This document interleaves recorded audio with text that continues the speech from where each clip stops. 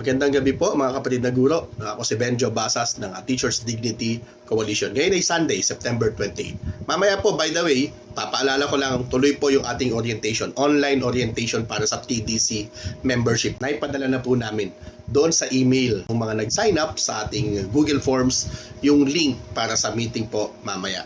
Ayan, maiksi lang po. Gusto ko lamang mag-react kasi ang dami talaga ng mga nagpapadala sa akin, nagtatanong sa akin kung nababasa raw ba ng Department of Education, yung mga officials natin sa DepEd, yung comments ng ating mga teacher, lalong-lalo na pagdating dito sa dalawang issue, yung aral at saka ito pong ECP, yung Expanded Career Progression. Pero gusto ko po munang batiin yung ating mga kapatid ho dyan sa San Francisco Central Elementary School, dyan po sa Agusan del Sur Division. Lalong-lalo na yung mga nandyan po sa kanilang SPED Center. Ayan, at ang ating kapatid na matagal na kami hindi nagkikita, si kapatid na Nolia Castillo. Maayong gabi kaninyong tanan sa mga kapatid po natin dyan sa San Francisco, Agusan del Sur. Well, ako rin naman po ay nagtataka kasi napaka-accessible naman at kitang-kita naman po natin kung saan nakapanig yung opinion ng mga teacher.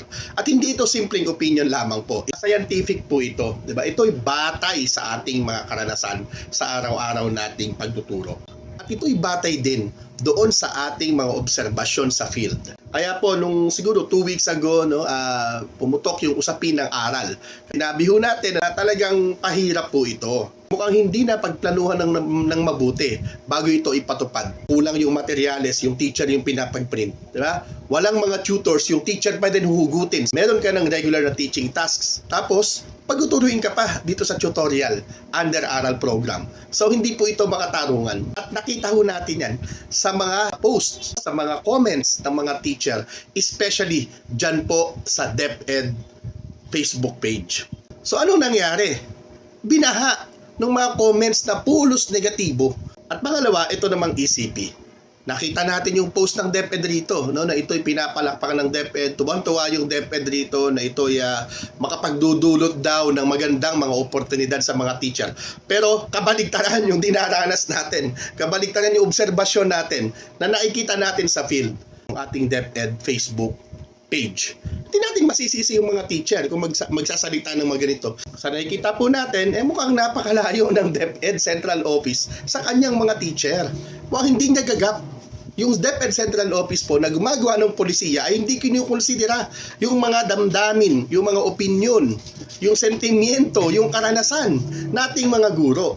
Kaya sabi ko dapat basahin na lamang po ito ng Department of Education at tignan saan ito nanggagaling.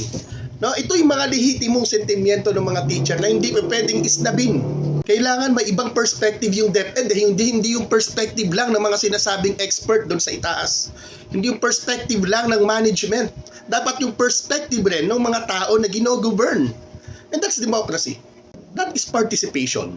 At dapat kinikilala ito ng Department of Education Management. Seryoso ito. At sana seryosohin ng Department of Education. Yan po yung ating panawagan sa ating mahal na kalihim, Secretary Sani Angara.